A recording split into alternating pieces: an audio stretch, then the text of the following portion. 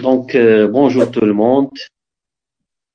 Très heureux de vous accueillir pour cette nouvelle séance de votre matière droit des affaires.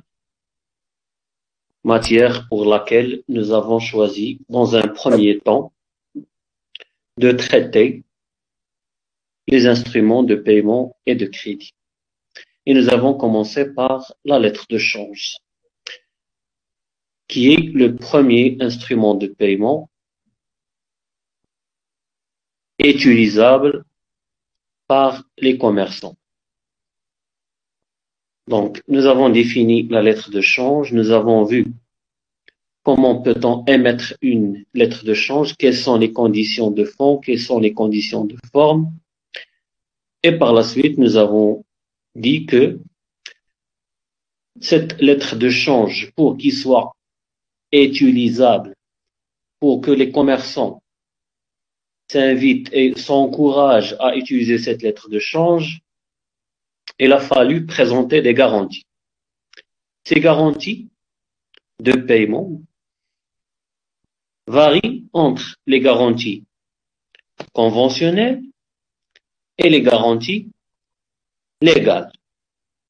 Donc, en ce qui concerne les garanties conventionnelles, nous avons présenté deux garanties, l'acceptation et l'aval. Nous nous sommes beaucoup attardés sur l'acceptation. Nous avons dit qu'il s'agit d'une procédure qui est facultative à travers laquelle le tiré oppose sa signature sur ce titre de paiement afin de donner une garantie, afin de pousser l'autre à avoir confiance dans l'utilisation de ce moyen de paiement. Comme quoi, il sera garanti que le tiré va le payer une fois le moment venu. Si le principe est que cette acceptation est facultative, il existe quand même des cas où cette acceptation peut être obligatoire, notamment lorsqu'il s'agit d'une lettre de change émise un certain délai de vue. Dans ce cas, elle est obligatoire parce qu'on ne peut commencer à calculer la durée qu'on doit attendre pour qu'on soit payé à partir du moment de l'acceptation. Voilà pourquoi le législateur dit, dans ce cas, elle est obligatoire. Il peut être interdite lorsque le créateur du titre, ça veut dire le tireur, oppose sur le titre une mention à travers laquelle il interdit au porteur de la présenter à l'acceptation.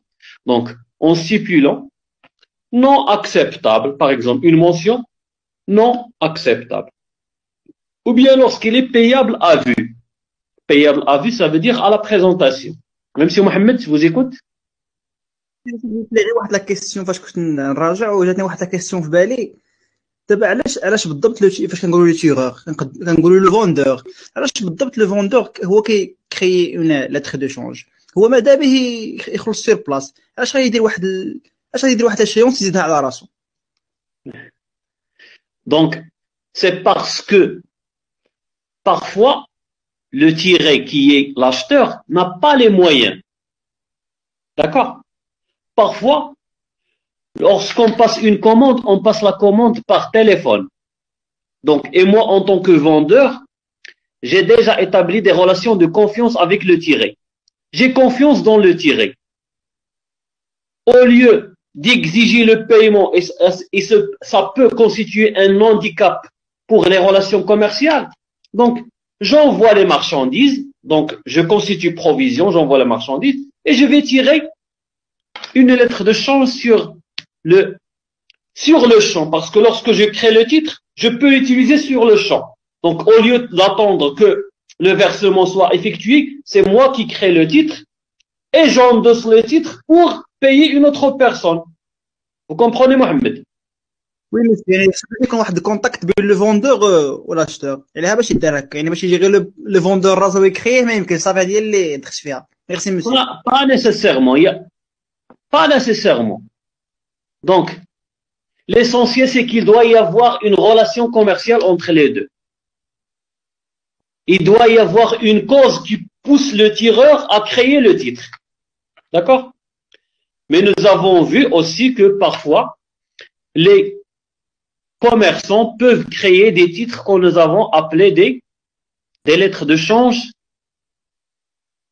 Rappelez-moi s'il vous plaît. Vous vous rappelez, Mohamed? تلف لي غير لو مون داك اللي كيديروا على عاود الكريدي لو مو تلف لي.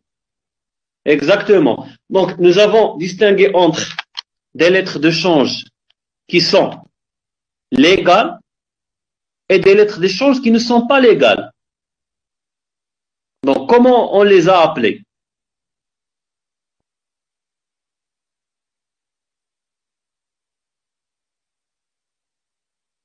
Vous vous rappelez? Non? نو مسيو تلف لي لو مون ما عقلتش.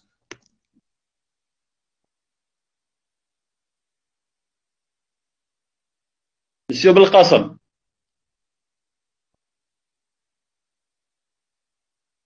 L'effet de complaisance. Exactement, les effets de complaisance. Donc, un effet de complaisance peut être un effet légal, licite, si le tiré ou bien le tireur arrive à constituer provision avant la fin ou bien avant l'échéance de lettre de chance.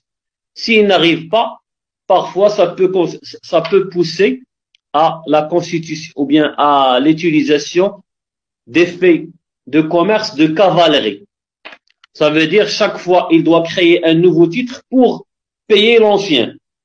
Les intérêts augmentent et jamais le tireur n'arrive à constituer la provision totale du crédit. Donc revenons à nos moutons. Donc je vous ai dit que cette acceptation dans la plupart des cas, elle est facultative, parfois elle est obligatoire, parfois elle est interdite. Notamment lorsqu'il s'agit d'une lettre de change payable à vue. Nous avons vu que l'acceptation peut produire plusieurs effets. Ces effets varient entre, d'abord, lorsqu'on signe une acceptation, on crée une obligation cambiaire. À partir du moment où le tiré appose sa signature, il devient obligé pour payer le porteur légitime de la lettre de change. Il y a une purge des exceptions, principe sur lequel nous allons revenir tout de suite. Elle a un caractère irrévocable, ça veut dire une fois vous apposez votre signature, si vous ne la biffez pas, s'il vous plaît, désactivez votre micro. Donc, si vous ne la biffez pas, ça veut dire si vous ne la rayez pas, votre signature, et vous l'avez déjà présenté le titre, vous avez fait revenir le titre déjà signé, vous n'avez pas le droit de revenir sur votre décision. Donc, caractère irrévocable. Et il y a la solidarité du tiré avec tous les signataires de la traite. Et enfin, la possibilité d'aller directement à la justice pour demander une injonction de payer. C'est une procédure rapide à travers laquelle on peut se faire payer dans un délai. Normalement, c'est le président du tribunal qui statue dans ce cas et il produit son jugement dans un délai de 15 jours maximum.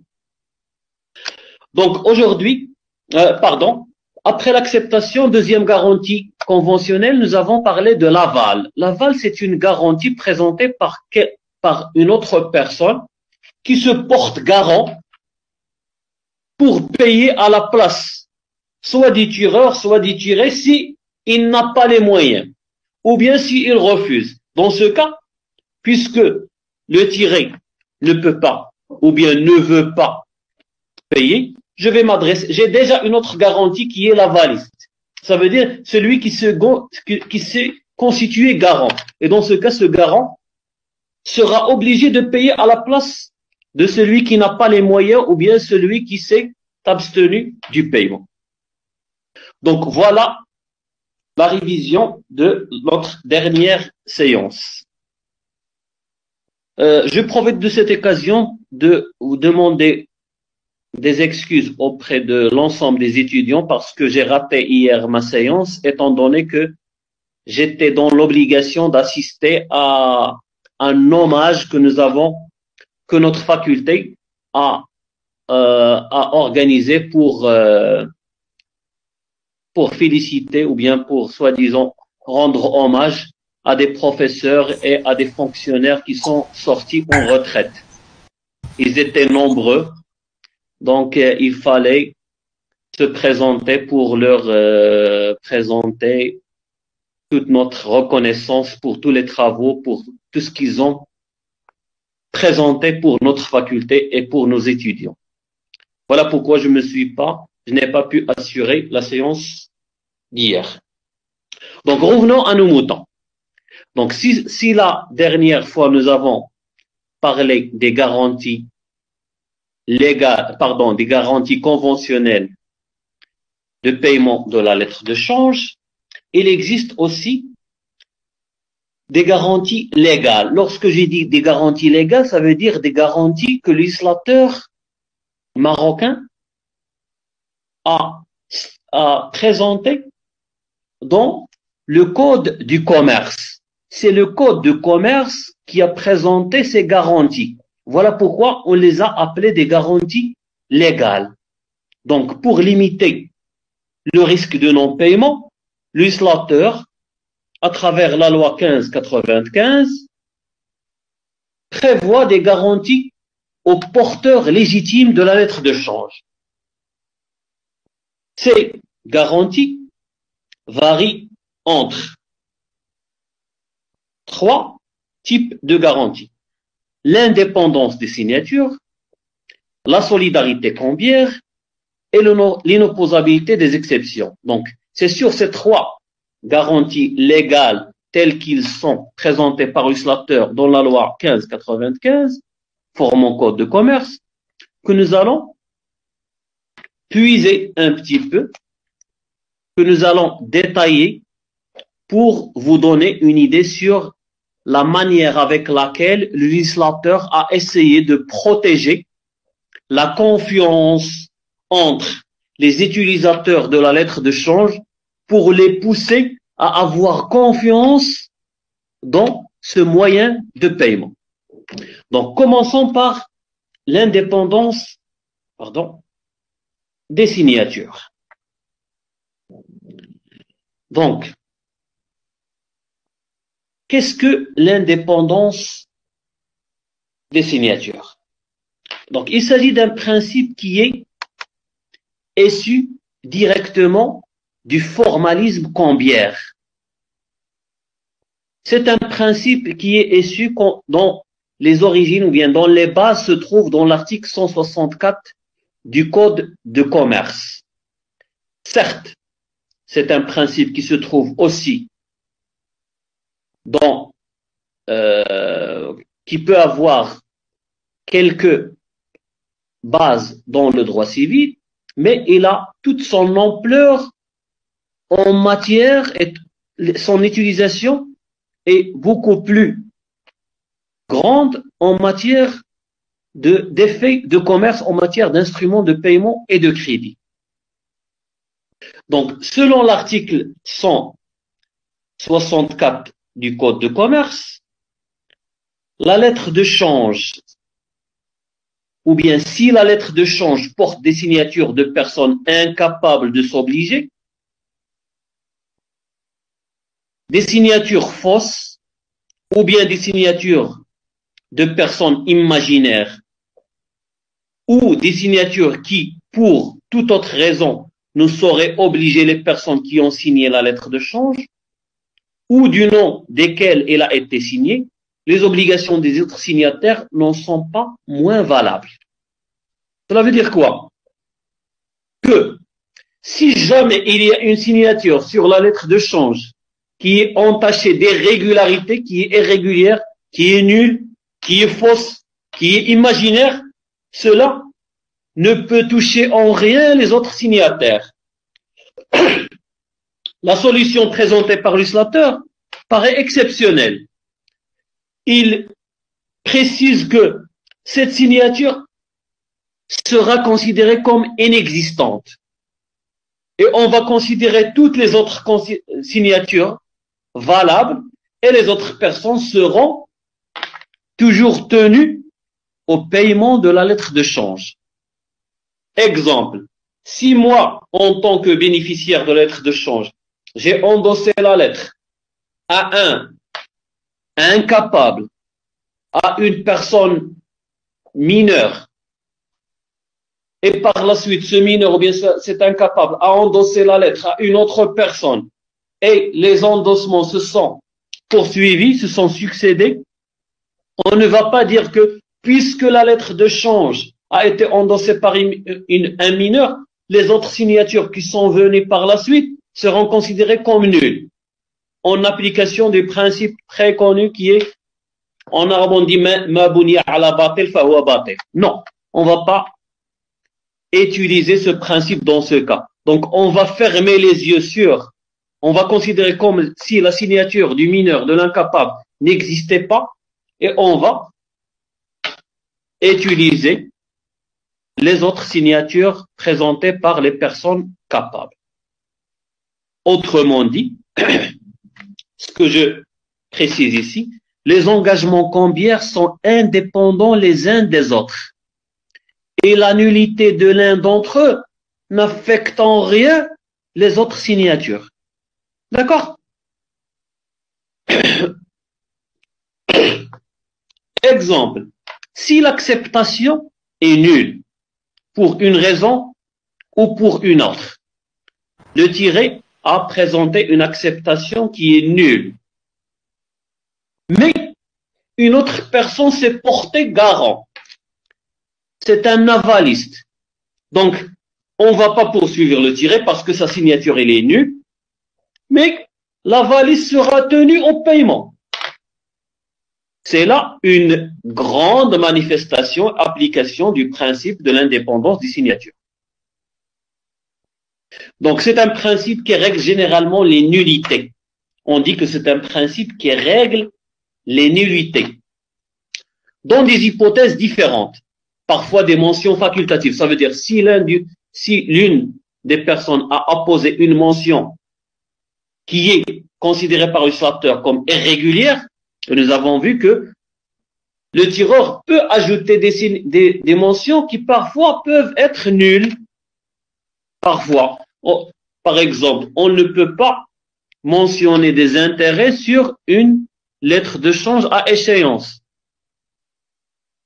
Donc, lorsque les signatures cambiaires émanent de personnes incapables, lorsqu'il y a des endossements irréguliers, ou bien lorsqu'il y a une supposition de signature. Ça veut dire lorsque la signature est c'est une supposition de signature. Ça veut dire il provient d'une personne imaginaire.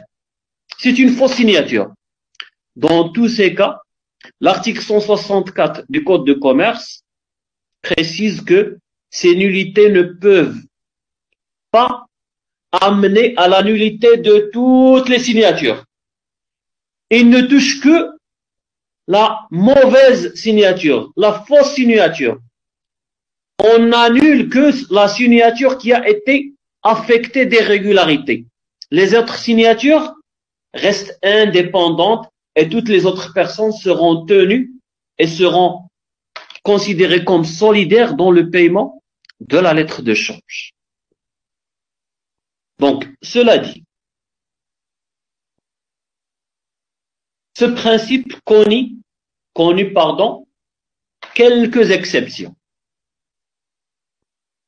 Notamment lorsqu'on parle de l'aval.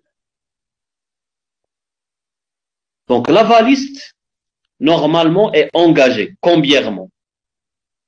Mais dans les mêmes termes que le signataire cambiaire qu'il entend cautionner. Ça veut dire que si le débiteur garanti par l'aval se trouve libéré, l'avaliste se trouvera également libéré, quelle que soit la cause de la libération de la personne garantie. Je vous donne un exemple pour mieux comprendre. Moi, en tant qu'avaliste, j'ai garanti une personne, un tiré, ou bien un tireur, mais par la suite, ce tiré lorsqu'on lui a demandé de payer, il a dit, je n'ai pas reçu provision, donc jusqu'à maintenant, je n'ai pas reçu provision. Ou bien j'ai un rapport personnel avec le porteur du titre. Il me doit de l'argent. Je peux m'opposer au paiement. Donc, dans ce cas, il peut se libérer du paiement. Si lui, il se libère, donc l'avaliste aussi peut se libérer. Se libère de l'engagement. Il va pas payer parce que la personne pour laquelle il s'est engagé ne va pas payer. Elle est libérée du paiement. Donc, pourquoi il va payer? Si le tiré était tenu au paiement, lui aussi, en tant qu'avaliste, il sera tenu et obligé au paiement. Si le tiré est libéré, lui aussi, normalement, il devra être libéré. Et je crois que c'est juste, c'est une justice qui est en train de s'installer à travers cette exception.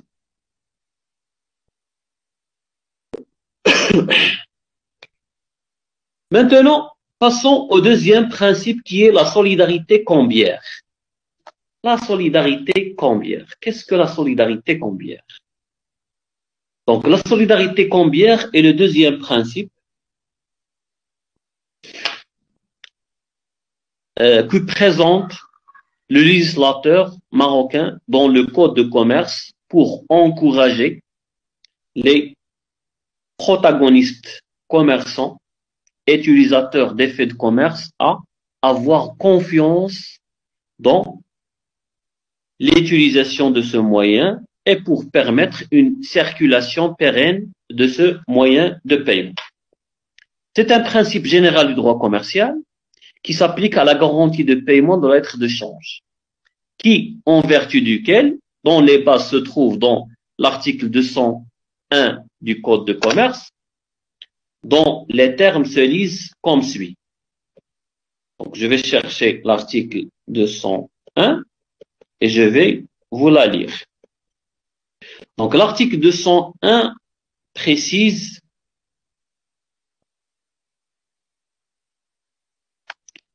tous ceux qui ont tiré, accepté, endossé ou avalisé une lettre de change, ça veut dire toute personne qui a opposé sa signature. Tiré, accepté, endossé, avalisé, ça veut dire le tireur, le tiré, accepté. Qui est tenu d'acceptation? C'est le tiré, l'endosseur, l'avaliste.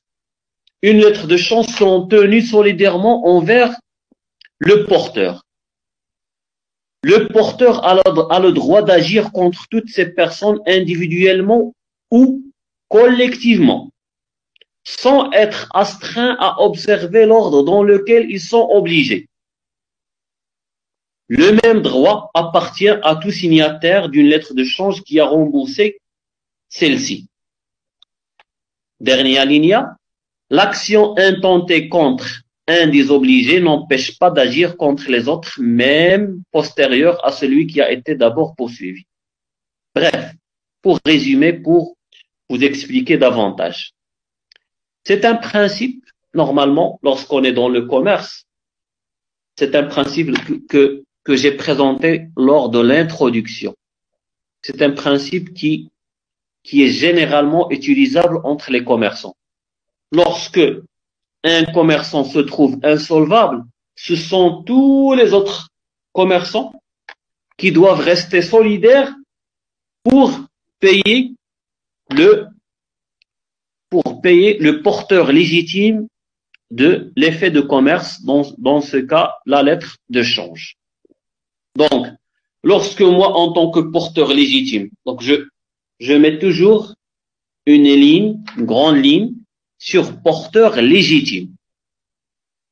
Donc, lorsque je suis un porteur légitime et l'échéance est arrivée, ou bien l'échéance n'est pas encore arrivée et j'ai présenté le titre à l'acceptation ou bien au paiement et le tiré refuse, dans ce cas, je suis en droit d'aller demander soit à l'avaliste, soit au tireur, soit à cette liste d'endosseurs. S'il y a 100 endosseurs qui a apposé sa signature sur le titre, je peux choisir parmi ces 100 le plus solvable, chez qui je peux être sûr que je vais être payé.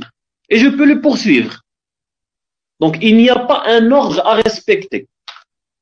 Je peux choisir n'importe qui ou bien les poursuivre tous en même temps pour qu'ils payent l'équivalent du titre dont je dispose. Par la suite, une fois je suis payé, je vais donner le titre à celui qui m'a payé. Et par la suite, il revient à cette personne qui devient le porteur légitime de poursuivre les autres signataires, qu'elles soient des avalistes, des endosseurs, des tireurs, ainsi de suite.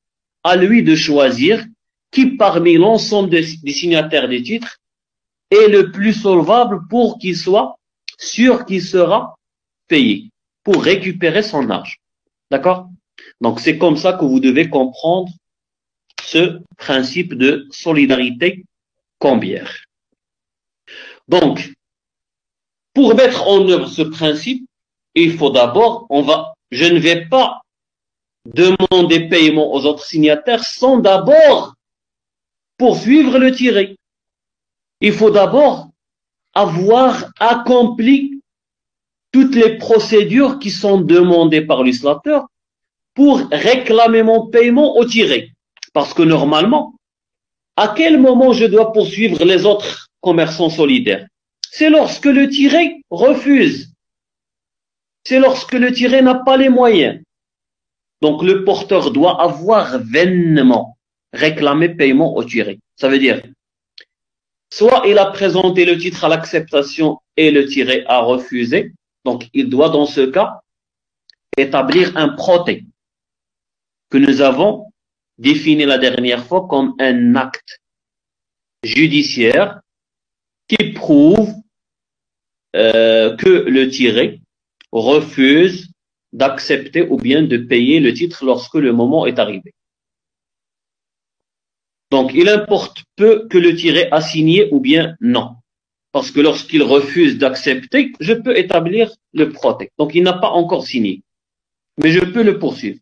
Donc, le porteur pourra demander paiement à n'importe quel moment, quel signataire dans ce cas. Lorsqu'il a procédé et vainement, et il a réclamé le paiement au tiré, il n'a pas abouti. Donc, dans ce cas, il peut poursuivre n'importe quel signataire du titre, ou bien tous les signataires du titre collectivement, ou bien choisir certains signataires qu'il voit les plus solvables pour demander paiement.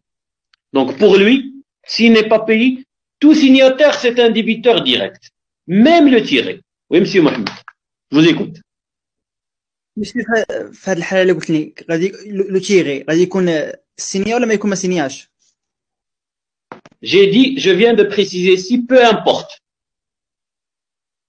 Si il a signé, donc dans ce cas, on va attendre le moment du paiement, la date d'échéance. Et dans ce cas, on doit attendre jusqu'à la date d'échéance pour demander le paiement. S'il ne paye pas, je vais établir un proté. Mais lorsque je présente les titres à l'acceptation, il refuse, donc je ne vais pas attendre. Donc, puisque vous avez refusé aujourd'hui d'accepter, ça veut dire que vous avez l'intention de ne pas me payer. Donc, le législateur me permet, à partir de ce moment, d'établir ce proté de refus d'acceptation et de demander paiement.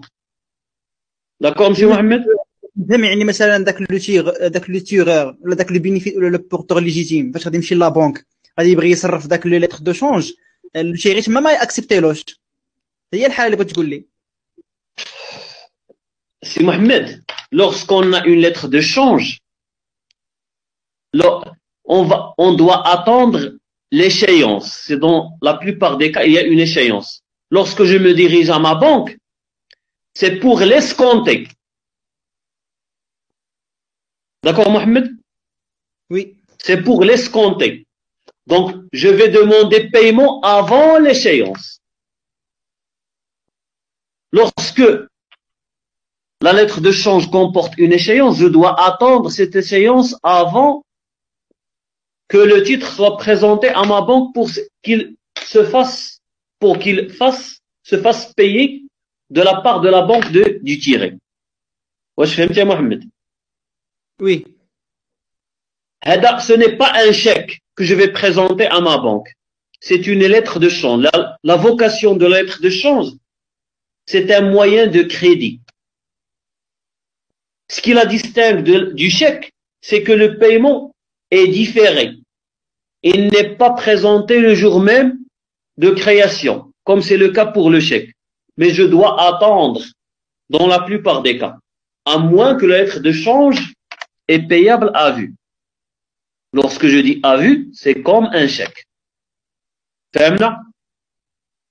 Donc j'ai dit, lorsque l'un de ces signataires a payé le porteur légitime, il devient propriétaire du titre et par la suite, cette chaîne de poursuite des autres signataires reprend et il peut poursuivre à son tour les autres signataires du titre.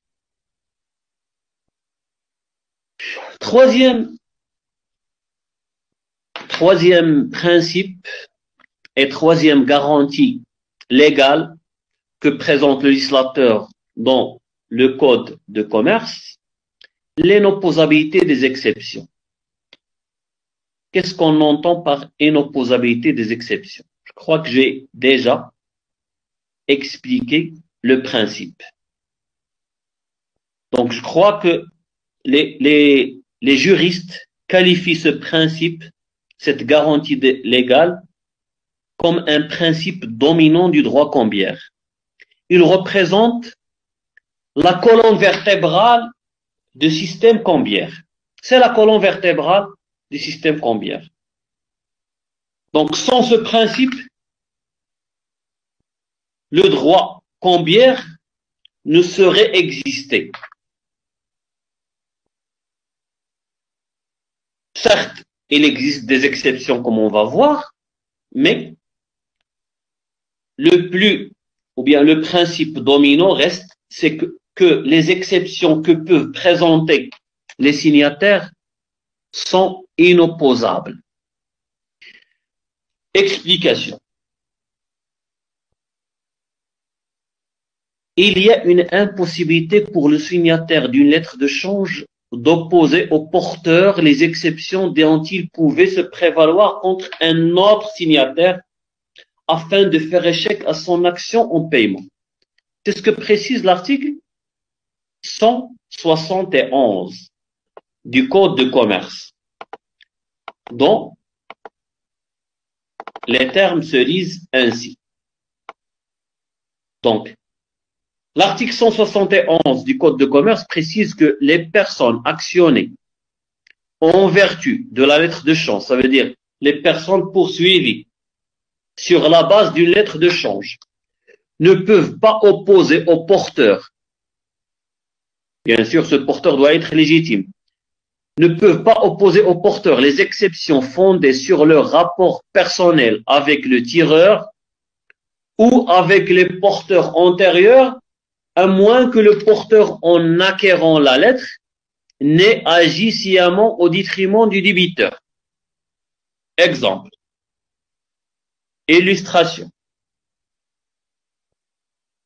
Si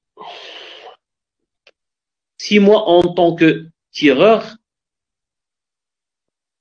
j'ai produit un titre, j'ai créé un titre, je l'ai donné à un bénéficiaire, ce bénéficiaire l'a endossé à une autre personne Y l'a endossé à Z a présenté le titre à l'acceptation ou bien au paiement si le moment est déjà arrivé. Donc, le tiré va lui dire, attendez, le deuxième endosseur qui est X me doit de l'argent. Donc, je ne vais pas vous payer puisque ce X me doit de l'argent et il vous a endossé la lettre de change. Donc, demandez-lui de vous payer parce qu'il me doit déjà de l'argent. Pourquoi je vais payer deux fois? Il me doit de l'argent et puisque vous avez acquis le titre de la part de X, vous, en tant qu'Y, vous vous êtes procuré le titre de X, donc je ne vais pas vous payer parce que X ne voulait pas me donner le titre directement, sinon on aura fait une compensation. Vous avez compris, Mohamed? Un petit peu. Se répéter la brise. L'exemple. D'accord. Les autres étudiants, veuillez m'excuser, je ne vois que M. Belkacem et Mahmoud, donc c'est sur ses yeux que je peux lire est-ce que vous avez bien compris ou non. Donc, il vous représente, donc j'essaie d'adapter mon explication selon ce qu'il me véhicule à travers leur mimique, à travers le feedback que je reçois de vos visages. Donc, M. Mohamed, je vous ai dit que prenons l'exemple de 5 signataires d'une lettre de change. Tireur, tiré, dernier lieu, et nous avons bénéficiaire qui est endossé à X, X a endossé à Z. Z présente le titre A au tiré. Cependant, lorsque le titre est arrivé à tirer, lorsqu'il est présenté par Z, il a trouvé que il y a un signataire à qui Y doit de l'argent à Z. Je vais les nommer. Donc j'ai Ahmed, Mohamed, Issa, Khalid et Jabir. Donc Issa doit de l'argent à Jabir. Jabir va dire, puisque vous avez reçu le titre de Issa, je ne vais pas vous payer parce que Issa me doit de l'argent. Moi, le tiré, il me doit de l'argent. Vous me suivez, Mohamed? Donc, je vais m'opposer au paiement. Allez dire à celui qui vous a donné le titre que je refuse le paiement parce que celui-là me doit de l'argent. Donc, il a préféré, au lieu de me donner directement le titre, et comme ça, je vais lui dire, on doit faire la compensation. Donc, il vous a endossé le titre pour échapper à ma demande de paiement. Donc, lui, s'il est un porteur légitime, s'il a la bonne foi, il ne s'est pas mis d'accord avec Issa pour échapper à cette compensation. On applique le principe de l'inopposabilité des exceptions. Vous allez me dire, comment prouver que Z a agi de bonne foi? Il ne s'est mis pas d'accord avec Issa. Je vais dire, il doit y avoir une relation commerciale entre les deux. D'accord? Peut-être que Issa a acheté de Z. Comme ça, on va voir qu'il s'agit d'un porteur légitime. Donc, vous ne pouvez pas m'opposer cette exception que vous avez avec, entre vous, le tireur et le deuxième endosseur. C'est bon? Donc, c'est ce que j'essaie de dire ici. Les règles régissant l'émission des effets de commerce ont vocation à assurer non pas le transfert de droits personnels, mais la circulation d'un titre. Donc, pour encourager les personnes à accepter le titre, même si vous avez une relation avec vous en tant qu'endosseur avec l'autre personne. Moi, ce que vous avez entre vous deux ne me concerne pas. J'ai un titre, je dois être payé. Ne m'opposez rien. Donc, c'est pourquoi le porteur qui rentre en possession de l'effet doit être assuré de la validité de l'opération en considération de la seule apparence du titre. Si le titre me paraît correct, donc je l'accepte. Voilà pourquoi le tiré doit me payer. Donc, comme je vous ai dit, et comme j'ai présenté pour les deux autres principes, même si ce principe constitue l'ossature, la colonne vertébrale du droit cambiaire, il existe quand même des exceptions. Donc, il existe quand même des exceptions où le tireur ou bien le tiré peuvent présenter ou bien peuvent s'opposer au paiement et peuvent refuser le paiement. Dans quel cas? Premier cas, lorsqu'il s'agit du tiré non accepteur. le tiré non accepteur sera fondé à opposer au porteur les exceptions tirées de son rapport personnel avec le tireur. Logique. Donc, puisqu'on n'a pas accepté, pourquoi il n'a pas accepté? Il a des raisons. Quelles sont ces raisons? La plupart des cas, il n'a pas encore reçu provision. Massef close la marchandise, le tireur. Pourquoi il va payer? Donc, il ne m'a pas encore envoyé la marchandise. Donc, le tireur n'a pas constitué provision. Je n'ai pas accepté. Donc, je ne suis pas engagé. Donc, je ne vais pas.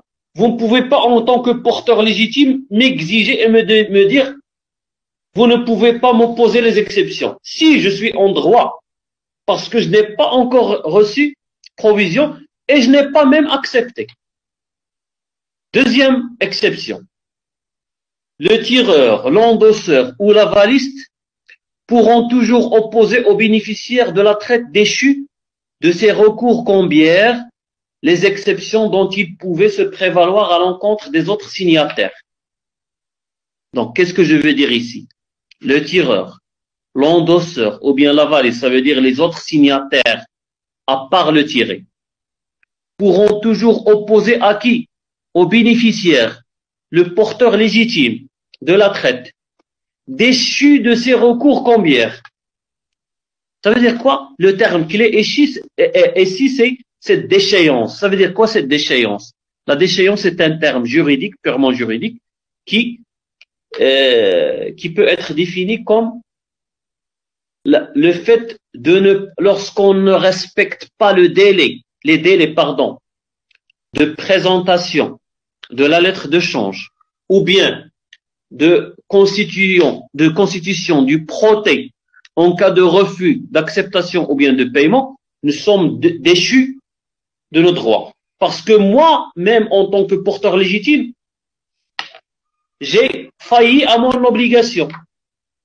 La loi m'oblige de présenter le titre après l'échéance dans 5 jours ouvrables. Pas plus. Au slot, la date d'échéance est arrivée, et j'ai laissé le titre chez moi 15 jours après, et par la suite j'ai demandé paiement. Dans ce cas, je suis déchu. Donc, vous n'êtes pas en droit de me demander ni à la valise, ni à l'endosseur, ni au tireur, de vous payer à la place du tiré. D'accord? Troisième exception. Les exceptions tirées d'un vice apparent du titre. Qu'est-ce qu'un vice apparent du titre? Ça veut dire que le titre ne comporte pas une mention que nous avons jugée de mention obligatoire.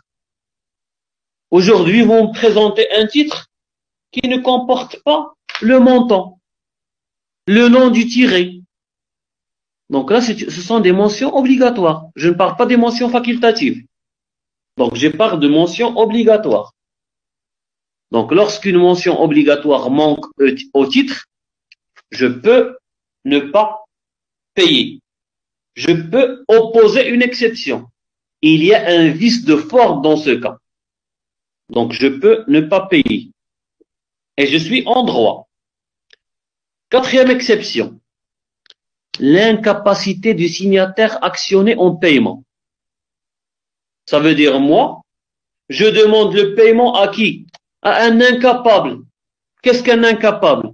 Celui qui n'a pas encore atteint l'âge de 18 ans, qui est l'âge de majorité, ou bien celui qui est atteint d'une maladie mentale, et là c'est un majeur incapable.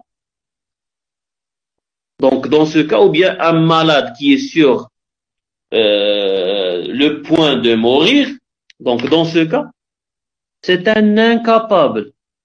Je ne peux pas lui demander paiement. Il peut m'opposer des exceptions. Cinquième exception, l'absence de consentement du signataire. L'absence de consentement du signataire lorsqu'il y a une altération ou bien une fausse signature. Ça veut dire c'est le tireur qui a signé à la place du tiré pour induire en erreur le bénéficiaire afin de le pousser à accepter le titre. D'accord? Septième exception, les exceptions tirées du rapport personnel entre le porteur et le signataire. Entre le porteur et le signataire. Donc, pour défaut de provision, défaut de valeur fournie lorsqu'il s'agit d'argent, ou bien lorsqu'il peut opérer une compensation, comme j'ai dit tout à l'heure. Vous qui me présentez les titres qui demandent paiement, vous me devez de l'argent. Donc, on doit procéder à une compensation. عطيني داك الشيء اللي كنسالك وهاك هاد الشيء اللي باقي. اولا الا كنت كنسالك كثر ما يمكنلكش tu ne peux pas me demander de l'argent alors que tu me dois de l'argent. D'accord? Dernière exception, le porteur de mauvaise foi. Qu'est-ce qu'un porteur? Tout à l'heure, je vous parle toujours de porteur légitime et non pas de mauvaise foi. Qu'est-ce qu'un porteur de mauvaise foi? C'est par exemple celui qui agit sciemment au détriment du débiteur. Moi, en tant que porteur, je sais que si je présente le titre au tiré, il va demander compensation parce que moi aussi je lui dois de l'argent. Donc, qu'est-ce que je vais faire? Je vais demander à un ami je vais l'endosser à un ami, même s'il n'y a pas une relation commerciale entre nous.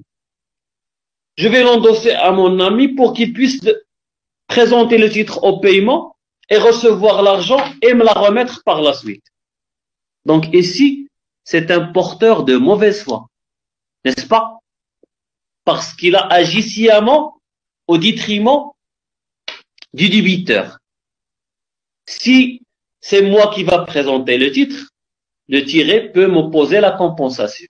Voilà pourquoi je vais procéder autrement et demander à une autre personne en lui endossant la propriété de titre pour qu'il présente à ma place le titre au paiement. Est-ce clair? Donc, ce sont des pratiques qu'on trouve sur le terrain et qui constituent malheureusement un inconvénient, une entrave à la bonne pratique du commerce qui, normalement, comme nous avons dit lors de l'introduction de ce cours, est basé sur la bonne foi.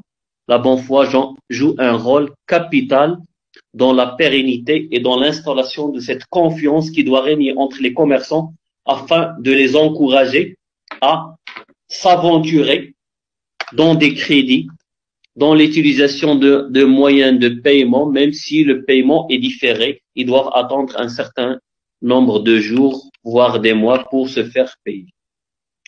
Donc, voilà.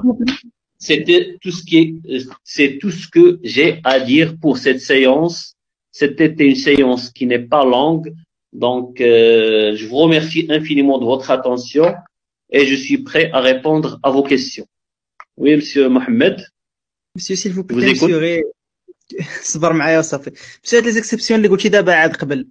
هذه si le tiré n'a pas encore signé, يعني refusé de signer ولا d'accepter. Mais il a qu'un signe, هاد les causes كاملين ما يبقاوش خدامين حيت راه ديجا سينيا. لا محمد, j'ai dit peu importe. ياك monsieur Belkacem. Peu importe que le tiré a signé ou non. Je réexplique. Mohamed, lorsque le tiré a signé, ça veut dire il a accepté. Donc je ne peux pas le poursuivre à ce moment-là. Je dois attendre le moment du paiement. S'il n'a pas accepté, il n'a pas signé, d'abord, je peux commencer dès maintenant sa poursuite en justice. فهمنا؟ شوف محمد. عندي un titre une lettre de change, une traite. أنا حر. Je peux la présenter à l'acceptation maintenant ou bien attendre la date de paiement. ولكن pour que mon esprit soit tranquille, je préfère la présenter à l'acceptation. لأن lorsque le tiré accepte, j'ai confiance dans ce tiré comme quoi il va me payer le jour de l'échéance. ولكن s'il me prouve dès ce moment qu'il refuse l'acceptation, هنا le législateur me permet d'établir un procès et de le poursuivre en justice et de poursuivre les autres signataires si elle est insolvable. فهمنا؟ Oui, ça Donc, les principes, qu'ils soient conventionnels ou bien légaux, peu importe que le tiré a accepté ou non. C'est bon? Est-ce qu'il y a d'autres questions? Ibn Qasim. Monsieur, moi j'ai une question qui me vient toujours à l'esprit. Est-ce que simplement parce que nous, on est des étudiants et on n'est pas impliqués dans le domaine commercial, ou bien j'ai l'impression que le chèque, il est plus utilisé et plus populaire que la lettre de change. Alors, je voudrais savoir pourquoi, même si parfois je vois que la lettre de change d'un côté, elle présente un avantage du fait que le tiré n'est pas obligé de payer que à la date d'échéance, contrairement au chèque qui est normalement payable à vie. À vue. Donc, Monsieur Ibn Qasim, vous avez une question? Oui, monsieur. Alors, C'est bon. c'est bon. Alors, pourquoi le chèque, il est utilisé, bon, plus que la lettre de change dans le contexte, ou bien simplement c'est moi qui ai cette impression parce que on n'est pas appliqué dans le domaine commercial et c'est vrai que la lettre de change, elle est très utilisée par rapport au chèque. D'accord, Monsieur Ibn Qasim.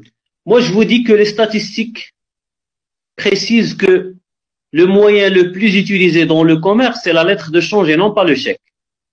Le chèque est utilisé entre particuliers, moi, toi, etc. Les non-commerçants.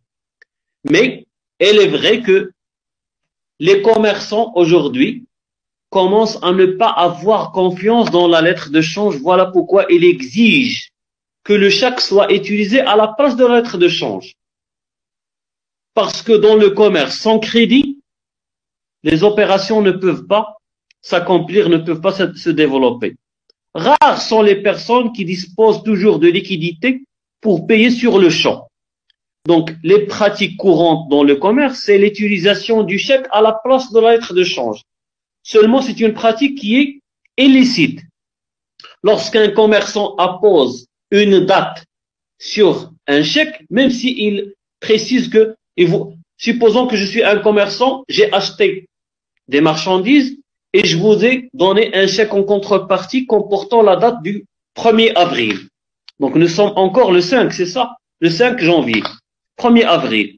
Est-ce que vous avez la possibilité d'aller se faire payer directement le jour même, aujourd'hui le 5? Oui. Donc vous n'allez pas respecter cette date. Donc la pratique, c'est l'utilisation du chèque à la place de la lettre de change. C'est une pratique illégale. Ce qui est légal, voilà pourquoi le législateur a créé ce moyen. Si le chèque c'est un moyen de paiement, la lettre de change c'est un moyen de paiement et de crédit. La lettre de change présente plusieurs avantages. Lorsque moi j'envoie la lettre de change, même si l'acheteur n'est pas à côté de moi, c'est moi qui va créer le titre. Vous allez me dire, comment? Je vous ai dit que les relations commerciales sont basées sur la confiance mutuelle entre l'acheteur et le vendeur. Donc j'ai confiance dans l'acheteur et l'acheteur a confiance en moi. Je lui envoie la marchandise et l'équivalent de cette marchandise, la contrepartie en argent de cette marchandise, c'est moi qui va la créer sur ce titre. Et je vais le donner à une autre personne. Je vais l'endosser. Ce titre peut circuler. Lorsque le moment de paiement arrivera, c'est le dernier porteur légitime qui va le présenter au tiré. Si les choses se sont accomplies dans la légalité, le tiré va, et c'est ce qui se fait normalement, le tiré va payer, au lieu de payer directement le vendeur, il va payer le porteur légitime. D'accord? Et comme ça, on va faciliter la conclusion de plusieurs contrats commerciaux. D'accord? Est-ce qu'il y a d'autres questions? مسيو عندي واحد لا كيسيون خارجه على الكور نتاع هذا العام كتلاقى مع واحد داك لو مون تاع لو فرونشيز مسيو كنتلاقى معاه بزاف وما عقلش على ليكسبليكاسيون ديالو. Quoi, la franchise? Oui monsieur. La franchise, c'est un contrat commercial à travers lequel ce qu'on appelle le franchiseur donne le droit à un franchisé d'utiliser sa marque. Prenons l'exemple, par exemple, il y a plusieurs marques, je ne vais pas faire de la publicité, il y a plusieurs marques ici à Oujda, sur la place, sur la grande place à côté de Marjan. Donc, dans ce cas, ce franchiseur donne la possibilité d'utiliser une marque qui est une marque internationale, il vous donne un savoir-faire. Il vous enseigne comment vendre. Il vous enseigne comment organiser les rayons. Et ça facilite la vente, ça attire la clientèle. C'est ce concept qui est vendu. Donc, il vous donne le droit d'utiliser sa marque, mais vous, en contrepartie, vous devez payer des redevances. En contrepartie de l'utilisation de cette marque. Donc, bref explication. De toute façon, je crois que nous allons revenir sur ce contrat parce que je crois que j'ai programmé dans ce cours-là un aperçu sur le contrat de franchise. Je crois. Oui. Voilà. D'autres questions? Donc, s'il n'y a pas de questions, je vous remercie de votre attention, de votre patience, de votre écoute. Donc, couvrez-vous bien. Il fait un froid torride aujourd'hui, ces derniers jours. Donc, couvrez-vous bien et portez-vous bien. On se donne rendez-vous vendredi après 16h, Inch'Allah. Donc, à très bientôt.